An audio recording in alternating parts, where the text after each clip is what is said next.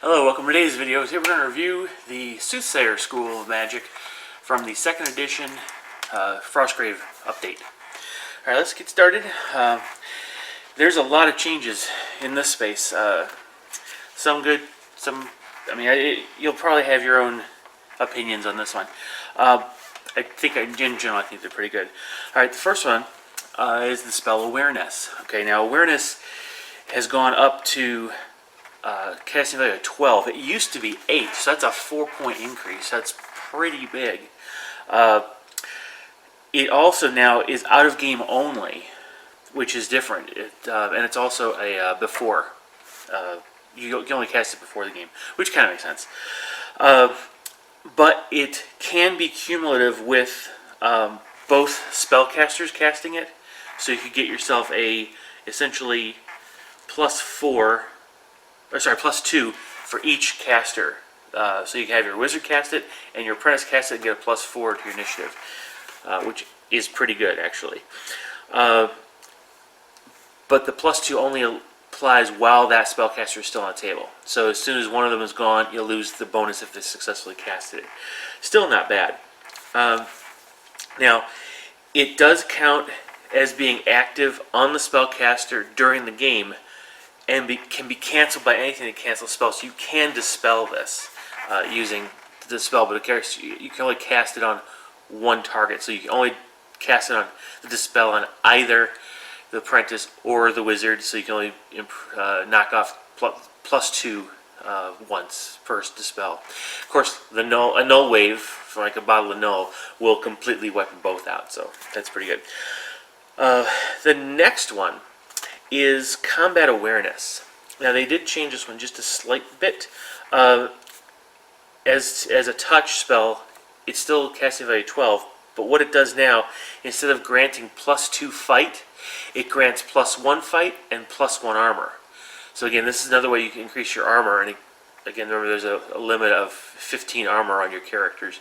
And of course, since there's a +10 is the max bonus you can get on any skill, knocking it down from a +2 down to a +1 kind of makes sense, because with all the ways you can apply magic and stack spells and potions, you can get your +10 fight pretty quick, especially if you're starting with a wizard with a +5 fight or like a treasure hunter with +4 fight. Alright, the next one is the Forgot spell. Well, it was forgotten. It's removed from the game. I guess it just wasn't used much. I know in our particular meta it wasn't used at all.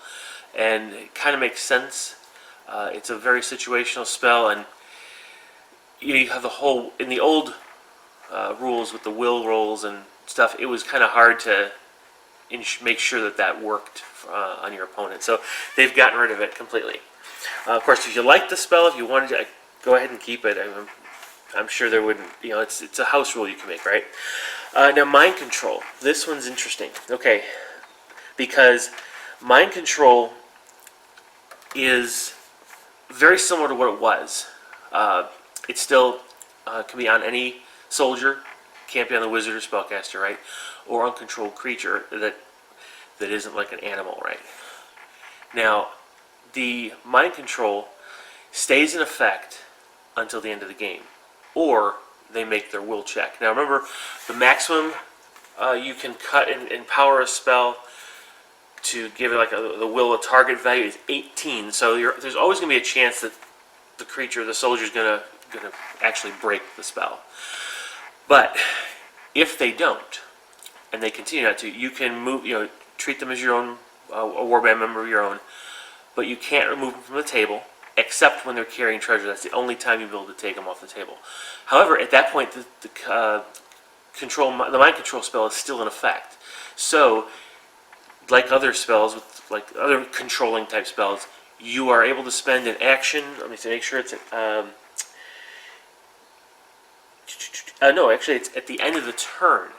You can declare that you're canceling the spell. So you don't just actually spend an action on this one to cancel it, which will free you up to cast Mind Control on something else.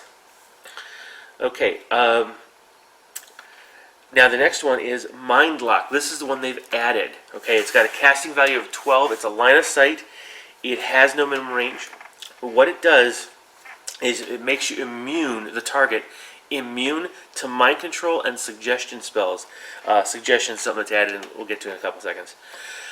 Again, it's for the entire game, and basically you also get, the figure gets a +2 will. So not only are you immune to 2 Soothsayer spells, but you're also +2 will. So that could actually help you in a lot of different ways. So a lot of traps and a lot of other spells have a will effect, right? Or will roll. All right, Reveal Invisible was removed. It's not, I mean, I won't, it's, yes, the spell itself is removed, but the effect actually hasn't been removed. It's been rolled into another spell, which I'll talk about in a little bit. So Reveal Invisible, it doesn't exist as the spell we knew. Now, Reveal Secret is a little different, and I personally, this is the one I don't quite like. The spell allows you now to make, when you cast it, to put, basically for a single treasure you capture, you get 2 rolls on the treasure table, and you pick the one you want. That's what Reveal Secret does now.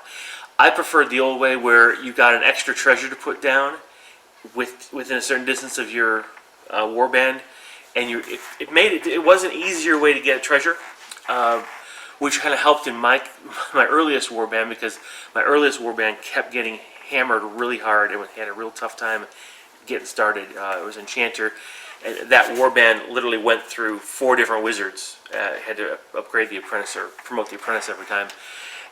So having that Reveal Secret gave me a chance to get extra treasures, even though my warband wasn't strong enough really to compete against some of the other players' warbands at the time.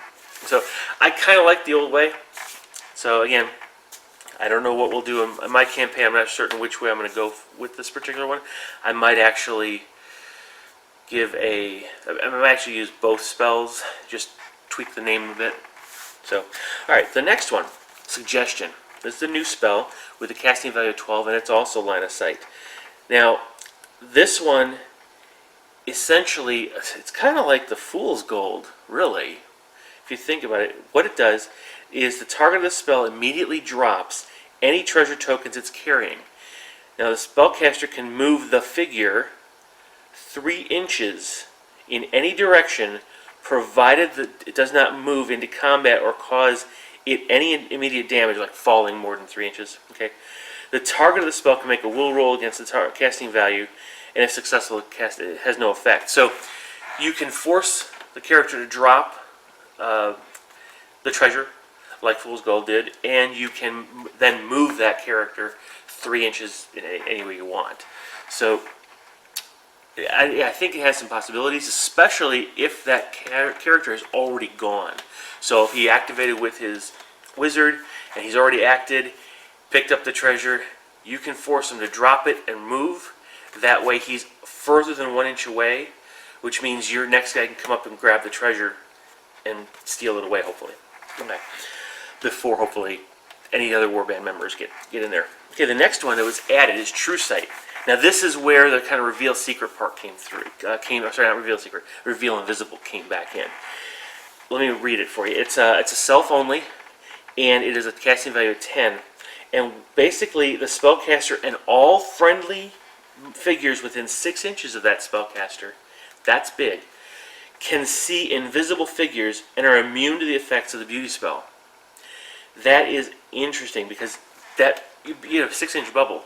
So now that invisible soldier carrying that treasure can be targeted by a lot of your warband, because 6 inches, that's a 12-inch diameter bubble. You can get your entire warband in there. So you've got guys that can close into close combat with a run. You've got shooters that can take up on it, spellcasters that can target it. So that True Sight's pretty important in that sense. Now, furthermore, it goes on.